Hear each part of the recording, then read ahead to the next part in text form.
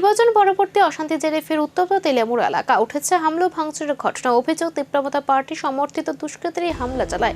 ঘটনার পর আতঙ্কে একাধিক বিজেপি কর্মী সমর্থক বাড়ি ঘর ছেড়ে তেলিয়ামুড় পুলিশ স্টেশনে এরিয়ার অন্তর্গত জারুইলং গেস্ট হাউসে আশ্রয় নেন।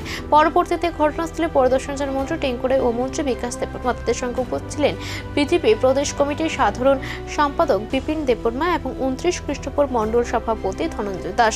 মন্ত্রীদের প্রতিনিধি দল দুই মধ্য এলাকায় রশিদ মিয়ার বাড়ি ও শক্তি কেন্দ্রের কার্যালয় পরিদর্শন করে ক্ষয়ক্ষতির খোঁজ নেন। বর্তমানে এলাকায় চাপা উত্তেজনা থাকলেও পরিস্থিতি নিয়ন্ত্রণে রয়েছে বলে প্রশাসন সূত্রে জানা গেছে। তেলিয়ামুড়ার রাজনৈতিক উত্তেজনা ঘিরে বাড়ছে উদ্বেগ। পরিস্থিতির উপর নজর প্রশাসনের। গোটা রাজ্যের সঙ্গে আমাদের কৃষ্ণপুর বিধানসভা তার কোনো ব্যতিক্রমী নয়। এখানেও ভাঙচুর হয়েছে, এখানেও মানুষের বাড়িঘর সহ পার্টি অফিস ভাঙচুর করা হয়েছে। আমরা দেখুন গতকালকেও যেখানে যেখানে গিয়েছি, রামচন্দ্রঘাট, আসারামবাড়ি, তেলিয়ামুড়া, বিভিন্ন এলাকা কালকেও পরিদর্শনে গিয়েছিলাম। আজকেও এখানে এসেছি কৃষ্ণপুরে। তো কৃষ্ণপুর দেখুন, এটা ভারতীয় জনতা পার্টির শক্তি কেন্দ্র কার্যালয়।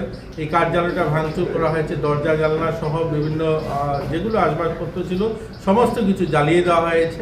দেখুন, এটা কোনো রাজনীতি হতে পারে না, রাজনীতি হতে পারে। আমরা অনেকগুলো নির্বাচন জয়ী হয়েছি।